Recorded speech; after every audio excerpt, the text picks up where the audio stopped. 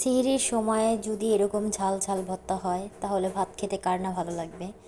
আসসালামু আলাইকুম, সবাই কেমন আছেন? তো আজকে ভাবলাম যে তরকারি দিয়ে ভাত খেতে বেশি একটা ভালো লাগতেছে না, তাহলে কিছু ভর্তা বানাই আর কি। তো প্রথমে আমি ডিম ভর্তাটা বানালাম। তো আগে থেকে আমি ডিম আলুগুলো ভালো করে সিদ্ধ করে নিয়েছিলাম। তো এখন পেঁয়াজগুলো ভালো করে মুথে আমি সরিষার তেল দিয়ে এবং আমার পরিমাণ মতো ঝাল দিয়ে ডিম ভর্তাটা সুন্দর করে বানিয়ে ফেললাম। তো এখন ডিম ভর্তার পরে আলু ভর্তাটাও বানাবো, সেখানেও আমি পরিমাণ মতো, মানে আমি একটু ঝালটা বেশি খাই সেজন্য মরিচ একটু বেশিই দিয়েছি। তো পেঁয়াজটাকে ভালো করে মথে সরিষার তেল দিয়ে, তো তার সাথে আমি একটু সয়াবিন তেলও একটু অ্যাড করেছিলাম। তারপরে সিদ্ধ করা আলুগুলো দিয়ে ভালো করে মিক্স করে আমি ভর্তাটা বানিয়ে ফেললাম। তো আমার 2 পদের ভর্তা আর কি পুরো কমপ্লিট হয়ে গেছে।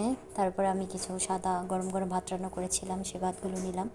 তারপরে ভর্তা দিয়ে সুন্দর করে খেয়ে নিলাম। খুব মজা হয়েছিল।